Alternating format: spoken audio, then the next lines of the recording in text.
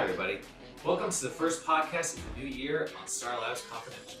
For today's guest, I have Walter Banasiak from Channel Awesome. Welcome to the show, Walter. Thanks for having me.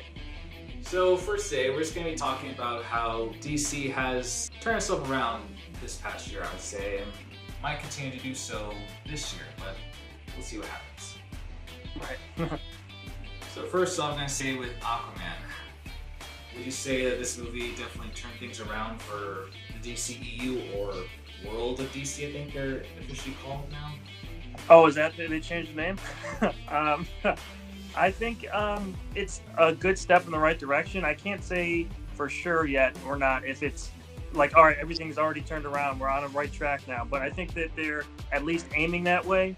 A lot of people loved Wonder Woman, and a lot of people seem to like Aquaman now too. So they got two movies that people, for the most part, like.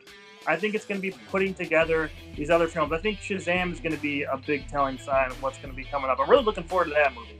Hopefully that's going to be as good as I'm expecting. And if they got three movies under their belt that people, for the most part, like, then I could say, all right, they're on the right track now. They're moving towards, turning things around for sure. I don't know if they are sticking to that plan that I heard about, which was just taking, film by film instead of doing a lot of the crossover stuff.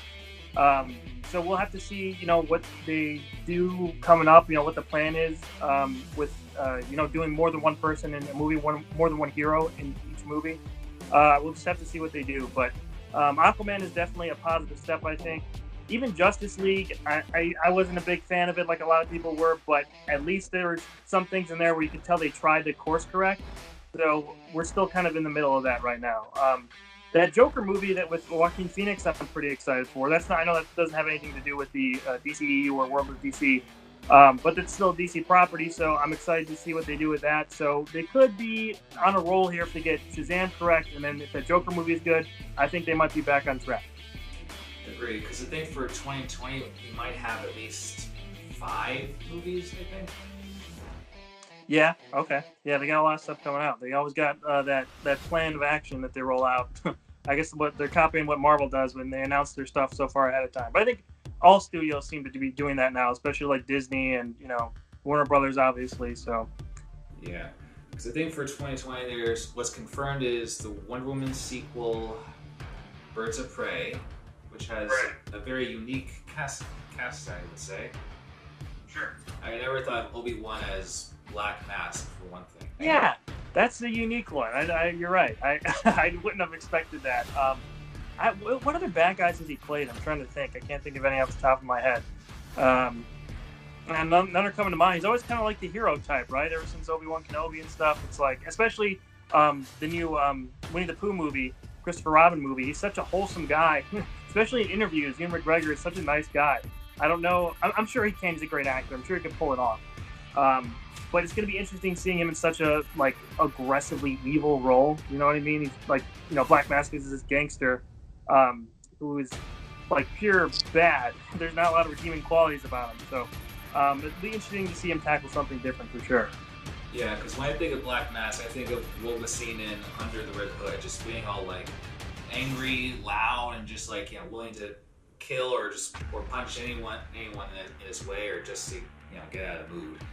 Yeah, I totally understand. Batman Under the Red Hood is my favorite Batman animated movie, so I know it pretty well. And Black Mask in that movie was kind of like this unrelenting force of violence in that movie the entire time. So it's going to be a treat, I think, to see him tackle something different. He was in a movie, it was like 40 Days in the Desert, I think. And he played Jesus. Did you hear about that? He was also playing like the devil, but it was like in Jesus's form. Very interesting take on that kind of thing. So that's definitely something different than I've seen him do. But yeah, this one, we'll see what happens. Black Mask is a very villainous character, so we'll see what he does. Yeah, I'm hoping also Oracle might be involved with this Birds of Prey, unless it's just going to be Huntress, Canary, and Harley. Sure. I mean, I know everyone loves Margot Robbie's Harley Quinn, right? So I'm sure that's going to be the anchor for that movie, probably. So yeah, we'll see what happens. I don't know what they're going to do with Batgirl yet. If they're going to have her be, Barbara Gordon as, with her legs working and everything before Joker got at her, or are they going to go the Oracle route? Have they announced that? Anything about Oracle at all? No, not yet. Besides Huntress and Canary and Harley, Black Mask, I think there was just Renee Montoya being casted. I can't remember the name. Okay. Well, yeah, I mean, they got people set up for that, but without Oracle, like, the Birds of Prey aren't really the Birds of Prey, right? Like, they're kind of, like, she's kind of like their home base, right? So it's going to be different if she's not in the movie. Yeah, plus, they got to be set in the clock tower somewhere. Right, exactly. I just think of Chloe from Smallville, too, when I think of Watchtower and stuff. I think of that, the big tower they had in there. And they obviously didn't call her Oracle, but I mean, it's a similar type of character at that point, I guess. Plus, she had a sort of, has some kind of power, though. Chloe did? Yeah. Yeah. I can't remember exactly what she did. She, like, healed people or something like that. Oh. Yeah, so that was a little bit different, but, I mean, still kind of like the home-based character who, is in contact with everyone over earpieces and stuff, so sort of that similar kind of thing, but... Yeah, we'll see what happens with this. Did you ever see the TV show Birds of Prey? Yeah, I sat through it all. I kind of liked it, but kind of wanted to see, like, what was it, their Joker-like, or even Batman, but... Right. It only lasted 13 episodes, and I think one of the positives, which seems to be a common trope in recent DC films, is just the characters and somewhat the acting portrayals, because I really liked how they did Oracle and with Huntress in a way, because it's a little balance, I think, between like the Silver Age and the Bronze Modern Age. Sure. Yeah, I know what you mean. I was going to say I haven't seen too much of the Birds of Prey show. I remember when it came out, and I saw maybe an episode or so, but I was pretty young, so I haven't gone back to watch it. Yeah, I mean, for Joker, he only appeared just in the pilot when they did that whole Killing Joke part, and they got Mark Hamill to do the voice. Yeah, I heard about that, yeah. But the one thing that felt a little bit off is how Huntress, and to extension of Catwoman being the mom, as classified as a metahuman. Right, yeah, I don't know. That's stretching a little bit, I think, for sure. I mean, if they're going by Batman Returns, I guess technically a metahuman? I guess? I don't know what she was in Batman Returns. She was like kind of a mutant magic thing. I don't know what was going on with that. Or the Catwoman movie, she was like a goddess thing. They did that angle too on it. So I don't know. That's she does have kind of those powers in certain entities, but I mean, overall, I don't think a Catwoman has anyone with superpowers. So it's a different kind of take on it. Yeah, plus they had the recurring theme of like fighting against other metahumans, kind of like similar to with Smallville or even with Flash, where it's like it's a big bad with a freaky power. Right, like the monster of the week kind of thing, right? Yeah. Plus, they even made Harley Quinn like the main villain of the movie, and it was so different than any other version I've seen. Yeah, right. Which movie are you talking about? I'm sorry. The Birds of Prey TV show. Oh, the TV show. Yeah. Yeah, they had her as like Helena's psychiatrist, but she was being this criminal mastermind that's trying to be like the Joker in a way. But her personality was like so different. But it made it seem like there was really no Harley Quinn per se, at least not in costume or anything. It was just a secret affair thing as patient and doctor with Joker. And I guess supposedly he was taken to some other prison, not Arkham anymore. Like, I don't know, they never said what happened to him after he shot Barbara and had Catwoman killed. Right.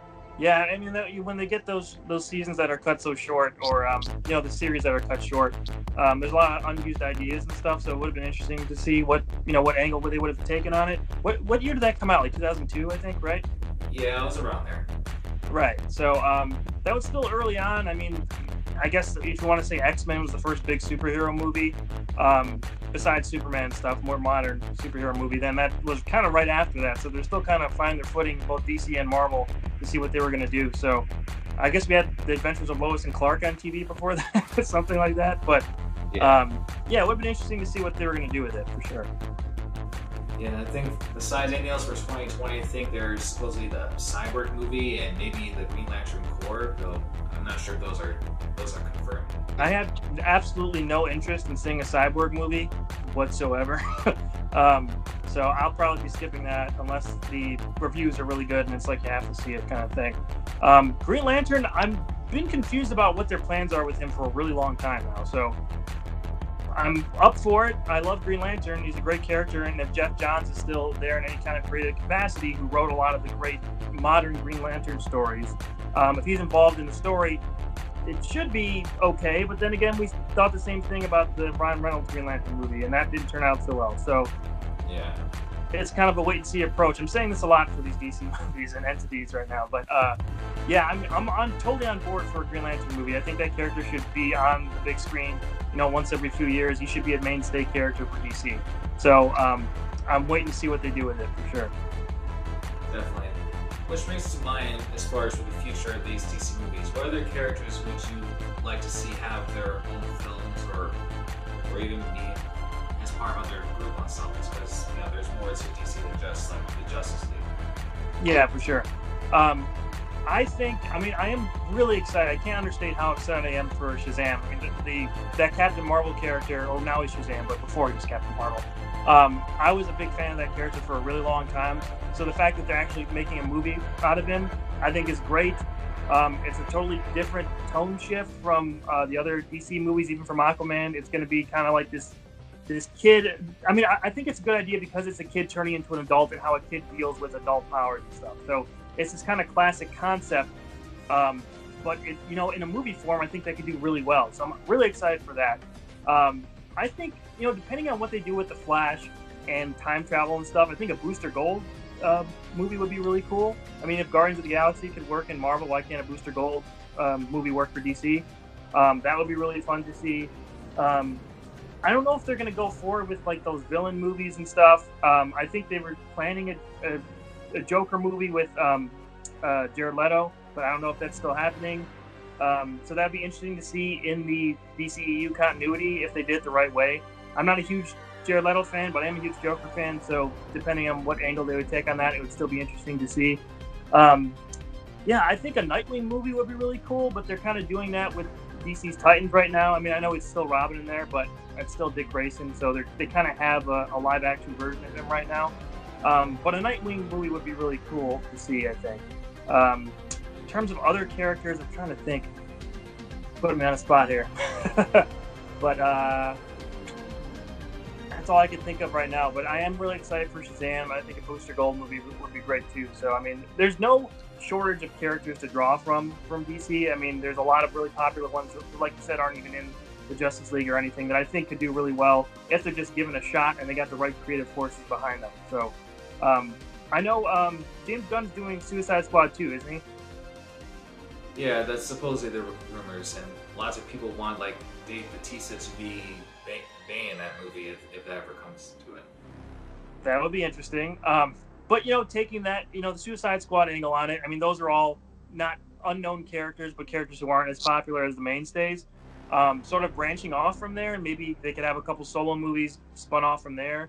We'll see what happens, I guess. I mean, Harley, I know, is already going to be in a couple other ones, but I really did like Will Smith's Deadshot. I know people were kind of split on him, but I enjoyed that take on the character. I didn't totally hate Suicide Squad either, so I think there are angles they could take from there. I mean, the movie wasn't great overall, but there's still angles they could take on some of those characters. So, I mean, there's no shortage of DC characters to go in on, especially if you want to just go with any of the Green Lantern characters, not just the ones from Earth, but all over the universe. They could take from any character from there and make a solo movie on it, if the right creative forces are behind it once again. So, yeah, I'm looking forward to anything they can put out, as long as they take their time and don't rush things and don't try to cram previews for 5 other movies into one movie. Just keep it a singular story, and if they have the right people behind it, I think that they can do well. So I'm excited to see what they can do.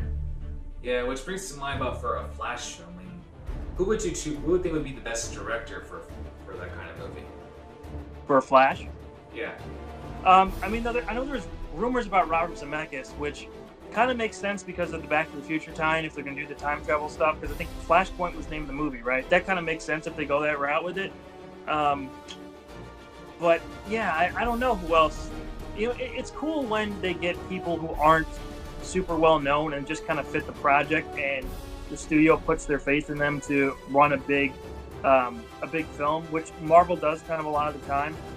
So maybe they could take the cue from Marvel in that way and find someone who fits the project, who's done a couple of other things, isn't like a big name director, who could take that on. I think that you need someone who can kind of bring a youthful energy to it, like Ezra Miller has in the Justice League movie, but also make it serious enough. And it's finding that balance for the Flash character, because I know he's supposed to be Barry Allen, but he acts a lot like Wally West in that Justice League movie. So if they're going to keep that type of character persona, you got to find a director who can balance.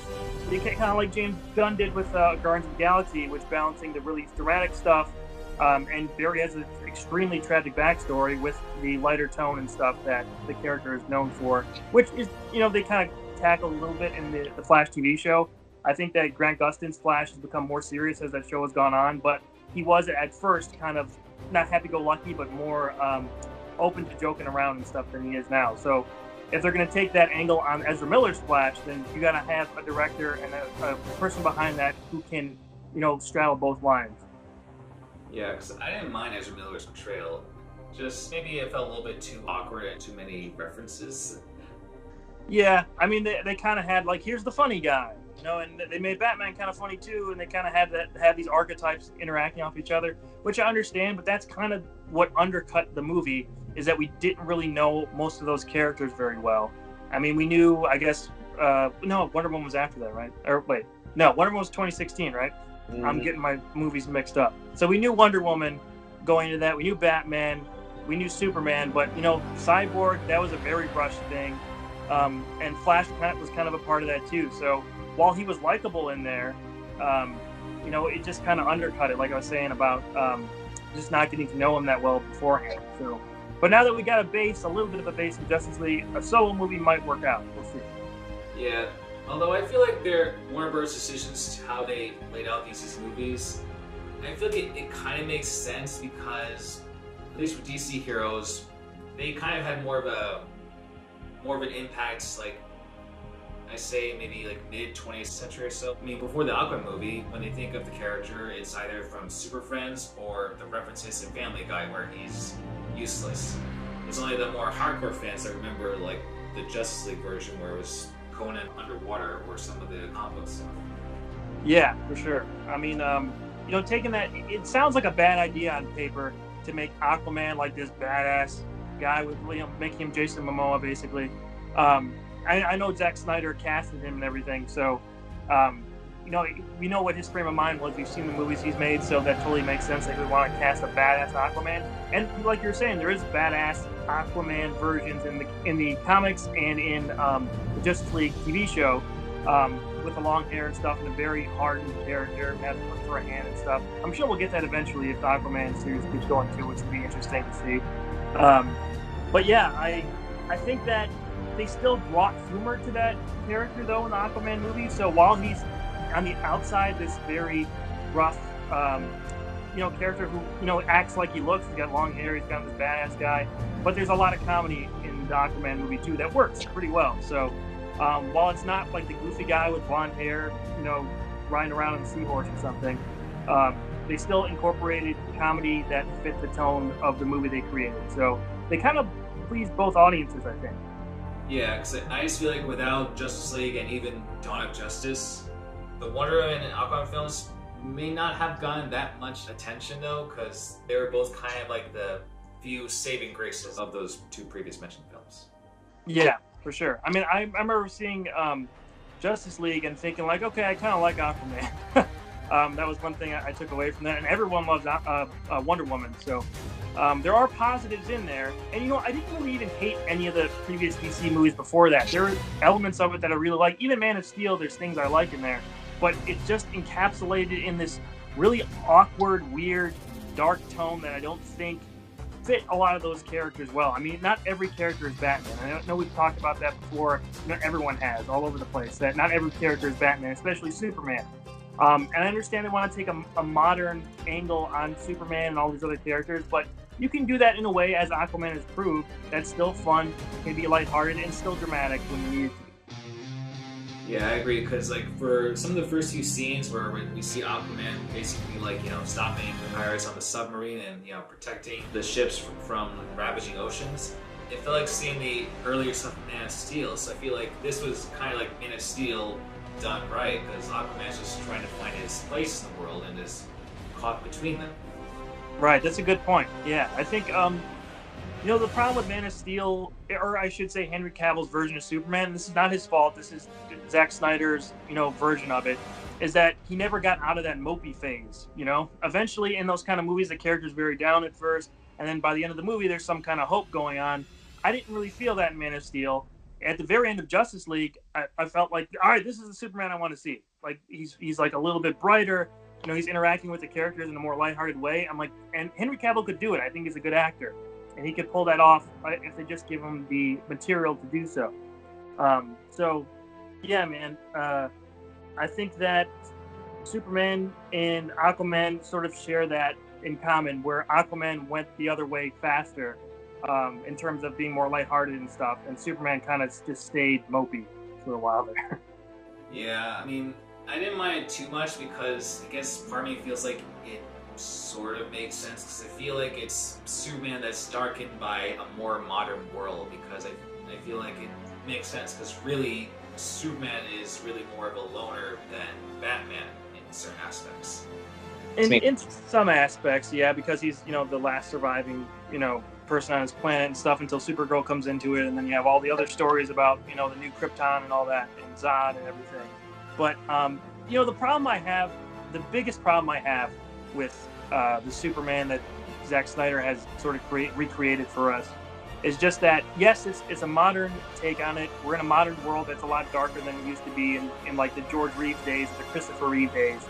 But Superman is supposed to be the beacon that we aspire to be. Superman is supposed to be the character that inspires hope in a darker world, and it's supposed to have ideals that are timeless no matter what day and age it is. And I don't think that Snyder's version of Superman had that at his core. I think that he let the darkness kind of seep into him, and he took that version of the character and wanted to see how Superman would react if he had a little bit of more darkness in him than the usual character we see usually has within him. So yeah, that's kind of my biggest problem.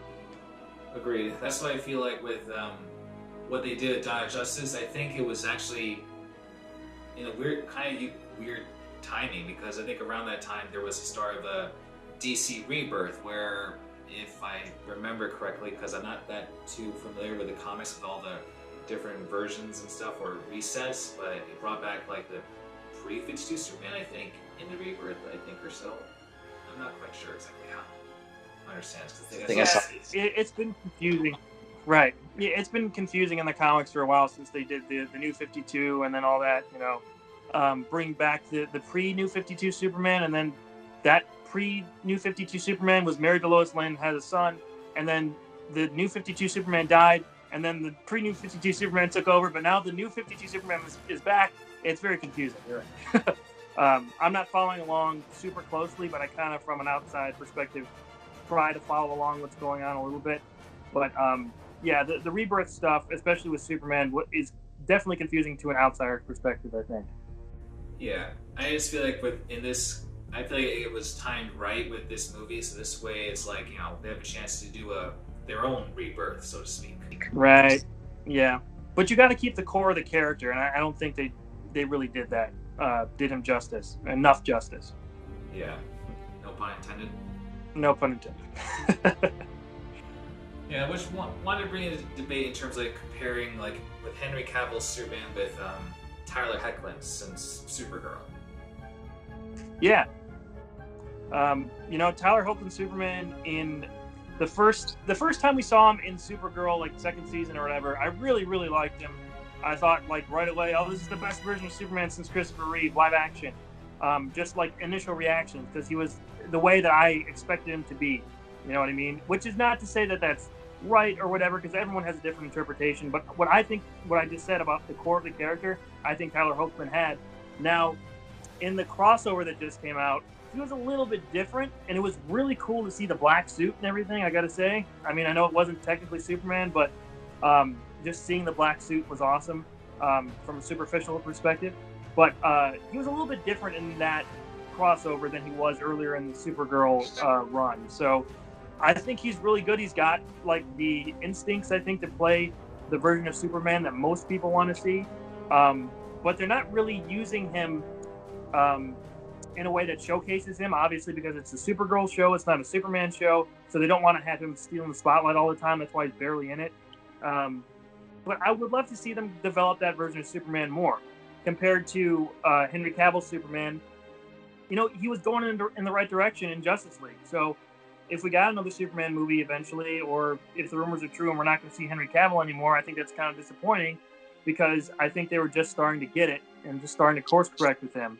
So both of them have their strengths and their weaknesses, I think. But if I'm going overall right now, I think Tyler Hoechlin's Superman touched the core of the character in a way that Henry Cavill's wasn't allowed to yet.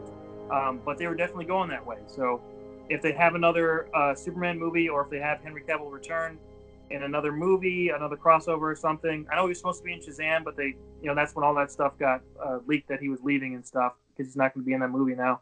But if he does come back in any form, I would like to see how they progress with the more positive Superman, and then I would adjust my opinion from there. Agree, yeah. Because when I first saw Tyler Hoechlin, like, you know, putting on showing the costume and everything, I felt like I was watching like the old school Superman movies, or even the animated series, especially with the music and everything. Right, I agree. The costume took a little bit getting used to. I wouldn't say it's my favorite look, but no, it's not my favorite. But you know what was weird? I don't know if it was like this in his run on Supergirl, but in the crossover, like they didn't fit the S, like the top part of his chest piece right, and it's all wrinkled all the time. It's like sticking out, and that just really bothered me for some reason. It wasn't like flat on his chest the whole time. So that did bug me. But I do got to say that black suit looked great. I know it wasn't Superman, but you know who was that? I can't remember the character's name. In the comics, and he was in Justice League, the TV show. Yeah, that was Dr. Destiny. Dr. Destiny, right. So Dr. Destiny turning into Superman, having the black suit and everything, I thought that suit looked freaking awesome. And I know they were maybe going to have that in Justice League when Snyder was doing it, so maybe there's footage out there of Henry Cavill in the black suit. So I like that, the black suit of Tyler Hoechlin's costume, but the one he usually wears is like, it's all right, you know. It's not the best I've seen, like you said. Yeah, but it's all to keep things separate, with multiverse theory. Right. Yeah, they gotta have things that are very distinct. Man of Steel's Superman suit is very different looking, though. I mean, they don't have the underwear, obviously. I know they got rid of that for the new 52, like you're saying. So they probably took that opportunity to just drop the red underwear on the outside of the pants. But what I think looks really cool is the red belt that they have on the new 52 version of Superman, which they didn't put in the Man of Steel costume for some reason. It's more like this weird, I know it's supposed to be like the alien, like Kryptonian type suit. And they don't really have a belt for him. They have like a belt buckle like attached to his middle, but there's no belt. It looks kind of weird sometimes, but it doesn't look terrible. It's much more of a unique movie costume than, a more traditional look that they kind of tried for in Supergirl. Yeah, agreed.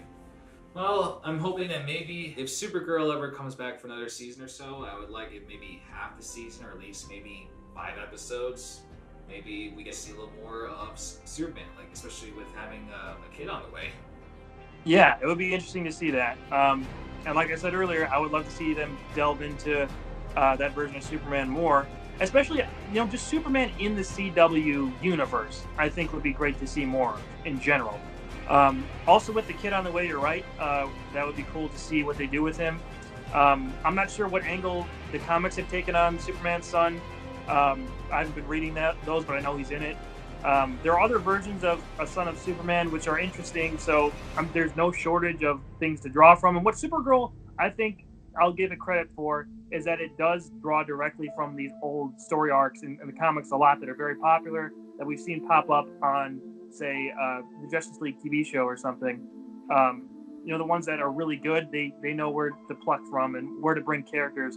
Like, this season, they have Manchester Black on there, which is from Superman versus the Elite, which is based on whatever happened to Truth, Justice, and the American Way or whatever, the comic, which is really interesting and really good, and taking a moral look on what Superman's beliefs are and why he doesn't kill people. So Supergirl does that really well. So we'll see what they do with Superman's son, if he's involved in it at all. I mean, I don't know if how good Supergirl is doing this season, if the ratings are down or whatever. So I'm not sure how much longer it's going to keep going, if they are going to keep it going, but I would love to see Melissa Benoist keep going as Supergirl, even if it's just in the crossovers, and to see her team up with Superman more would be great to see. Agreed.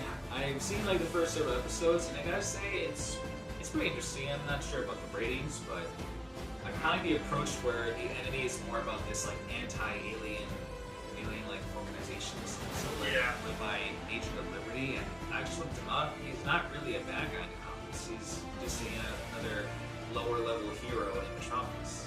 Right. They created, or did they create him just for the show, or is he in the comics at all? No, he is in the comics. Just that he's just a good guy that is vying for other people. But in the show, they made him to be more of a bad guy. But right. Yeah, I'm caught up on Supergirl right now, and it's like I didn't really like the first few episodes, but they kind of turned it around for me. Supergirl loves pushing their equality things, and everything on that show. So that's definitely a big part of the identity of that TV show. Sometimes it can get in the way of telling a story, like it did for me a few times over its run so far. But what's kept me coming back are the characters and their interactions, the main characters. And when it comes down to it, they can still tell a pretty good story. So what they're doing now, and they teased at the end of last season, that they're kind of doing a Red Sun version of Supergirl, who's in Russia right now. They're going to have some kind of big fight towards the end of the season. They've been building it up. So that's another comic thing that they've drawn from. But right now, they're still in the anti-alien sentiment kind of thing, trying to play off like the immigration stuff that's going on in the U.S. Like they're definitely trying to parallel that. So that's been actually pretty decent. I've been enjoying it. It's been great to see Manchester Black on the show. John Jones has had a bigger part in terms of being involved in like mysteries and stuff. He's starting to go down the detective route. He's got his hat and stuff. So I'm excited to see what they do with him. I really like him on that show. And that's probably one of the reasons I don't like Cyborg and the Justice League movie, is because I really wanted it to be Martian Manhunter. But at least he's getting his shine on this show. So I think that as this season of Supergirl goes on, it might get better with that Red Sun version of Supergirl that's growing or getting stronger in Russia right now. Yeah. I wonder if maybe it should be called Power Girl, the Red Sun version. I've heard those rumors too. Yeah, we'll see if that happens. Yeah, because I would like to see that also on the Flash, because like maybe scenes with the multiple Earths, maybe there's a Karen Star on Earth 1 or something. Right. I mean, what they've done, which is really smart, with starting with the Flash, is opening up the multiverse where basically anything is possible at this point. So they could pull Power Girl from another Earth if they need to, or anything like that. I do think it's kind of weird that they didn't consolidate the Supergirl and Flash universes when Supergirl came to the CW. I thought they had the perfect opportunity to do that with Flashpoint. Like, certain things changed in the timeline. I thought that they were going to just encapsulate everything in, so Arrow and Flash and Supergirl would all be on the same Earth, but they didn't go that route. Still kind of keeping the universes separate. Maybe they just want to show that there are different universes out there, and our main heroes are not in the same universe, which it's a cool angle to take. But the one thing that I've been thinking about since the first season or the end of the first season of The Flash, is how they could bring the Smallville universe into it. We got a big tease with the theme of Smallville in the crossover this past couple months ago. And that got me extremely excited. I didn't know why they were playing it, but they showed the old Kent Farm, which they shot on for Smallville and everything. And there are tiebacks to Smallville in Supergirl, with Supergirl's mom being played by Erica Durance, who played Lois Lane in Smallville. Laura Vanderburg, who played Supergirl in Smallville, was Indigo, I think, on Supergirl. Yeah. So they're still tying all these characters back. And I would love to see Tom Welling and Michael Rosenbaum somehow get involved in that. I know Michael Rosenbaum has his podcast, Inside of You with Michael Rosenbaum, which is a great podcast. And he's mentioned it here and there that he would love to be involved in the CW universe somehow. So they had the opportunity to do it with multiple Earths. Just bring the Smallville universe in, man. I know that Tom Welling is not the most excited guy to play Superman again, but I thought he was a good version of the character, taking that younger angle on him. And to see him incorporated into what's going on right now, and it's just blossoming with all the different shows that are happening on CW. I think now's the time to do it over the next couple of years. Just bring him in. Maybe on Crisis on Infinite Earths, like they've been teasing for the next big crossover event for next year, or for this year, I guess, 2019. Maybe they'll bring him in or give him a cameo or something. That's the main thing that I want to see. Maybe we'll find out. I mean, if they brought John Wesley Shipp back as Barry Allen Flash, then I'm sure they'll bring in lots of actors from Smallville. Because I remember seeing the opening for the Elseworlds crossover. I saw like the Green Arrow costume from Smallville among the pile of the heroes defeated. Right. Yeah, my brother pointed that out too. I didn't notice that the first time. But yeah, I mean, the fact that they brought John Wesley Shipp in as his 90s version of the Flash was awesome. I think a lot of people geeked out over that. Even though he wasn't in the episode as much as I was hoping he would be, or the multiple episodes, he just kind of popped up a couple times. I thought he was kind of like the harbinger of what was going on, and he would be in it a little bit more. But, that wasn't to be, I guess. But the fact that they teased that and he was in that, I mean, with Crisis on Infinite Earths coming up, I mean, anything's possible. Just bring in the Smallville Superman. Just do it, CW. Please. Yeah, it'd be interesting to see what this Smallville costume would actually look like. You're right. I know that in that last episode of Smallville, when he opened up his shirt, and you saw the S, it was like the Superman Returns chest piece or whatever, shirt, whatever you want to call it, suit version of the suit. So it would be cool to see that. I know they came out with Smallville Season 11 in comic book form, and they had a different version of the costume in there that looked pretty cool. So if you want to do that, I would be interested in that. They also had a really cool version of the Batman costume. I don't know if they're going to bring Batman in. That's a whole nother story, I know. But they did introduce Gotham in this last crossover in Elseworlds, so maybe we'll see Batman show up eventually too. I know. I love the fact they're using like Chicago as like as for the city shots of Gotham, and even they made a reference of to Tim Burton and Christopher Nolan as like street names. Oh, I didn't see that. Oh, I didn't even know that. That's great. Yeah, but what do you think of the Batman pilot? Because that hasn't been confirmed for this year. Oh, they're doing a pilot? Okay. Yep. So it hasn't been ordered to series yet or anything? I'm not quite sure on the exact details, but probably an origin story, but probably more like maybe something similar to Arrow, where it's like maybe flashbacks here and there. Okay. Well, I mean, Batwoman, like, I'm not a huge, not to say a huge fan, I just don't know that much about Batwoman. I know a little bit, and from what we saw in the Elseworlds crossover, they had her, the cousin of Bruce Wayne, so I don't think that, from what I know, I don't think that she was related to Bruce in the comics. I could be wrong. Yeah, trust me either. But I actually looked it up, and now it's like, one of the changes in like the new 52 or / Rebirth stuff. That, yeah, they're cousins because of, I think Bruce's mother's name was Kane. Maiden name was Kane. Was Kane? Okay. All right. Well, there you go. So there is some kind of comic book tie back to it. So in the Elseworlds crossover, she's kind of running Gotham in Bruce's place, or running his company, and it's kind of in disarray. So I don't know. I mean, like, Gotham looked great in the show. I would love to see Gotham more, like explore that version of Gotham, the more gothic kind of visuals and stuff. I really liked. I liked the score when Batwoman showed up.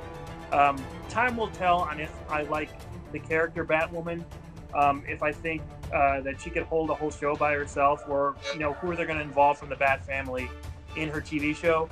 But if it led to Batman in the CW universe, and they did set up a really cool mystery about he's been missing for 3 years or something, so the mystery's there to bring him in eventually.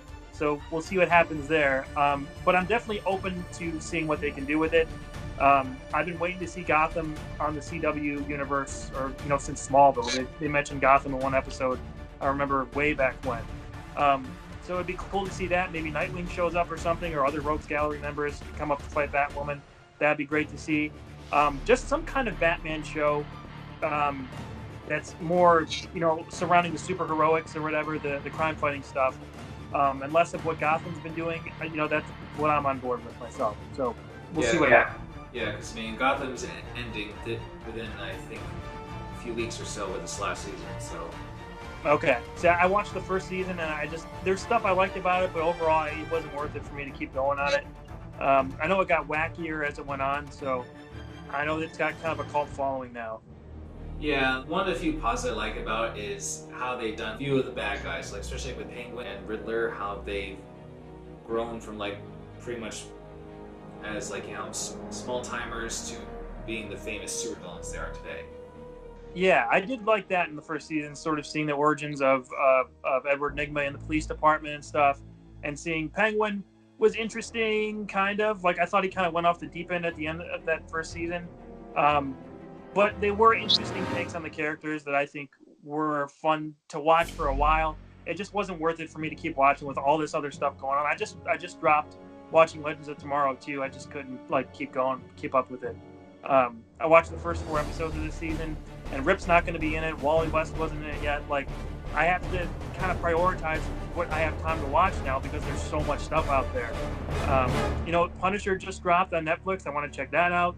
They're going to be doing all these new series on the Disney Plus app with Marvel, the Marvel Cinematic characters.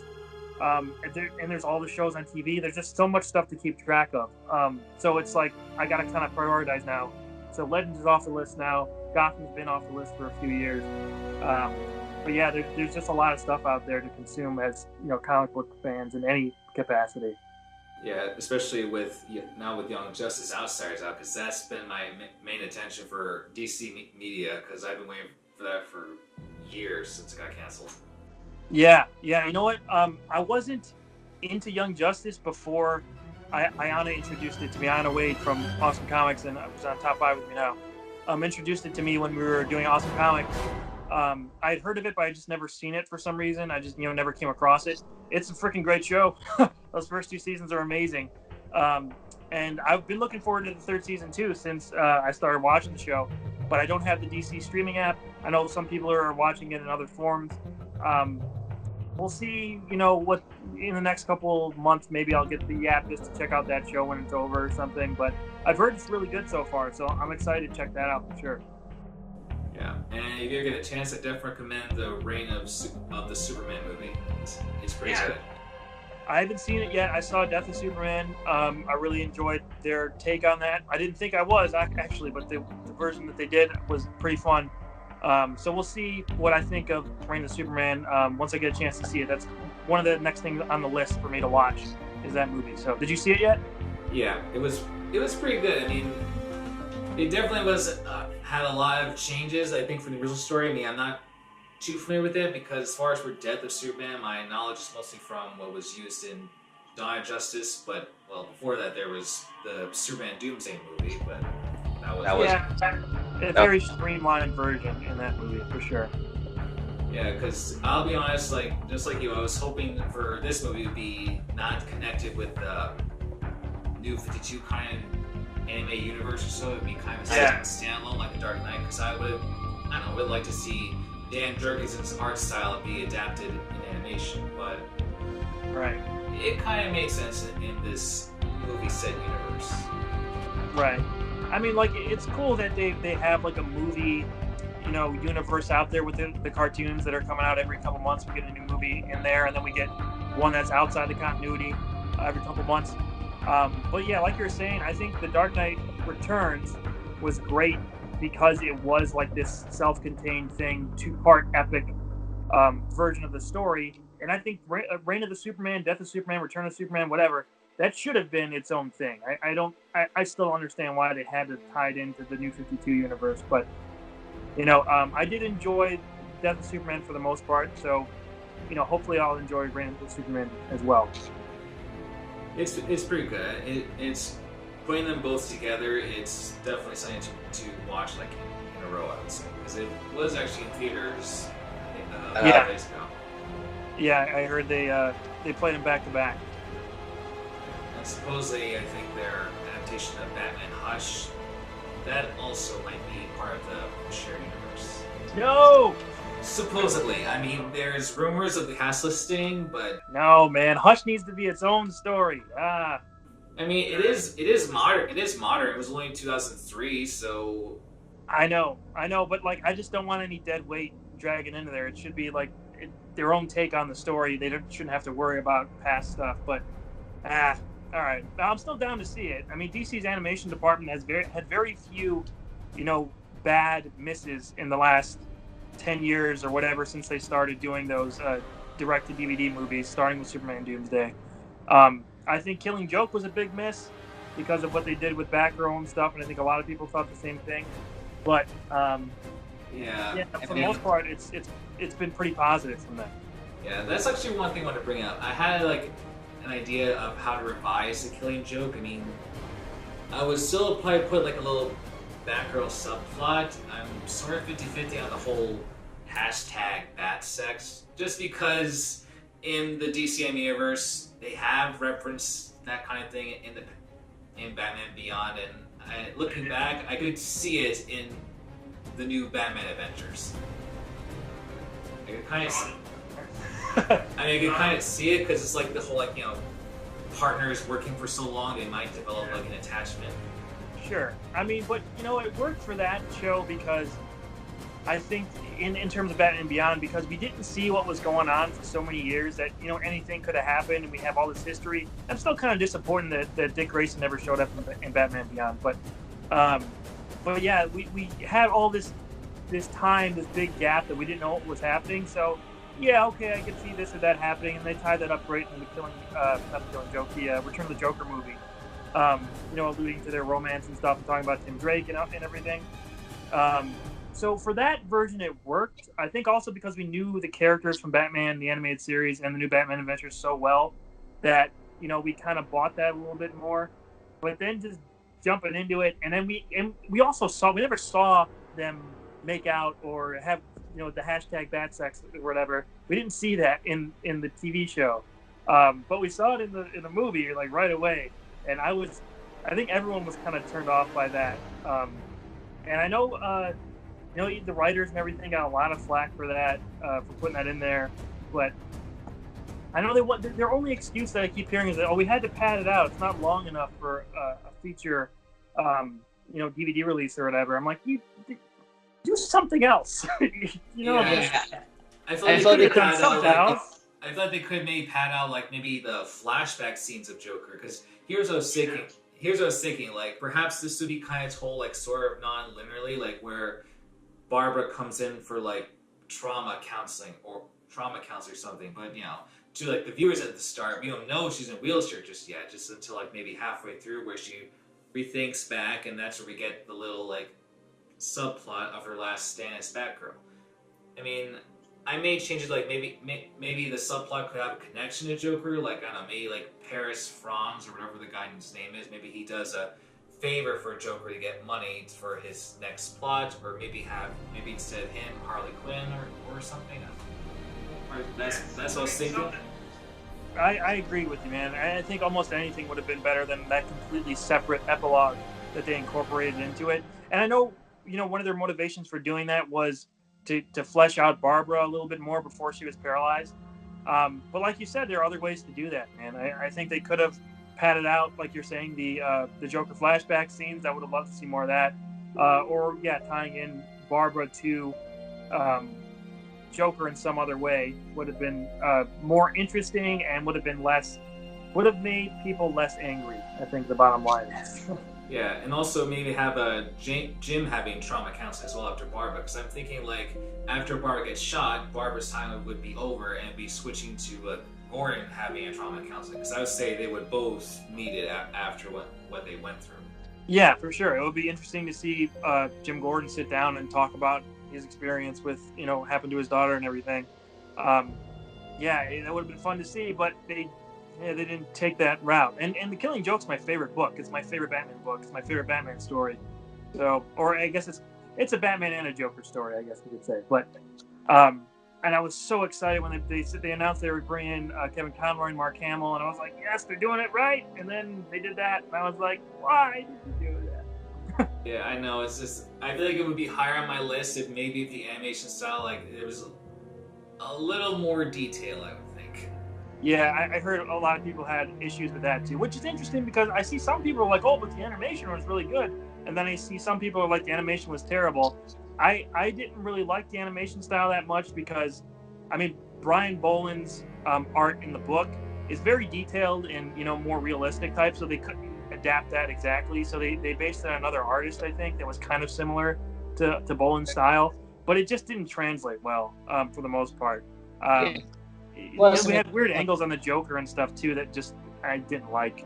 not to mention the spiky hair. I felt like, what, is he like a Super Saiyan or something now? Super Saiyan Joker. Let's see that fan art. I'm sure it's out there already in some form. Yeah, plus I feel like there are some anime studios that that can do that realistic style. I feel like one of them could have captured the art of the Killing Joke 100 times better. Yeah, maybe they were on like a tight schedule with people or something. I don't know, but it definitely wasn't what it should have been. Yeah, because I mean, I think there were 4 anime films at that time. I mean, there was Justice League vs. Teen Titans, Batman, Bad Blood, The Killing Joke, and then The Return of the Caped Crusaders. Right. No, I didn't see that. I didn't see those 2 Adam West movies yet. I heard a lot of people like them though, so that's pretty cool. But yeah, they're pretty enjoyable. They're enjoyable. Yeah. Okay. I heard what was it, William Shatner was playing Two-Face or something. Oh yeah. Yes, that's gotta be fun. I gotta check those out eventually. I was never a big Batman '66 fan. I really like Adam West, but I was just never like a fan of that show in particular. So I wasn't like super excited to jump on board to watch that, those 2 movies. But I should check it out. Yeah, I mean, the first one, it definitely took a surprise turn, I'd say, in the plotline, especially for Batman's character. Okay. I mean, do you care about spoilers, or...? I mean, I'm gonna watch it eventually. You can tell me, sure. Well, basically, I forgot, how this happened, but I guess Batman starts in this movie, he becomes more like the Batman we're used to. I think the bad guys drugged him or something to be more violent and power-hungry. Oh, that's interesting. Yeah, but it's at the start. He's acting something we would see with Kevin Conroy's Batman or any other live-action Batmans. Now it's throwing people off for a loop in this universe. Interesting. Okay. Oh yeah, I gotta check it out. Then Robin and Catwoman trying to stop him, so it was kind of interesting, but it was a little bit silly because half the fight was throwing all variants of gadgets, saying bat this, bat repellent, or bat whatever. Right. Yeah. All the gadgets he's got. Sure. Yeah, I gotta check it out. Yeah, like I said, I never thought of William Shatner as Two-Face because I actually looked it up. I think back in the '60s, they were considering getting Clint Eastwood as Two-Face. Whoa. That would have been interesting. I wonder how his career would have turned out differently if he took that role. Oh well, I mean, it's not old Batman, that may be Two-Face. Oh well. Yeah, huh? Can't do any more now, I guess. Well, let's hope for the movies they do well, but are you going to take a look at any more of Titans? I forget. Have you seen the Titans show? No, I haven't seen any of Titans yet. I've heard mixed things. When it first came out, I heard a lot of people just hating it, and as it's gone along, I think it's gotten more people who like it. So maybe I'd check it out eventually if I get the app, Yeah, I think if I ever get the app, I'll definitely take a look at it. I mean, I've seen some clips, and I do like some of the character interactions. Okay. Yeah, I mean, we'll see if I like it or not. I just like seeing Dick Grayson get his time to shine. So the fact that he's kind of the main character of that show does entice me and does interest me. And I know Batman's in the shadows kind of in the last episode or something like that, or a few episodes ago. I remember that was going around. So it does interest me. So eventually I'd like to check it out, if nothing else, just for curiosity's sake. Definitely. Well, so for 2019, we get some good feedbacks from these new movies / TV shows. So that's time for now. Thank you for being part of this podcast. Yeah, thanks for having me on, man. Appreciate it. This is BNet Entertainment.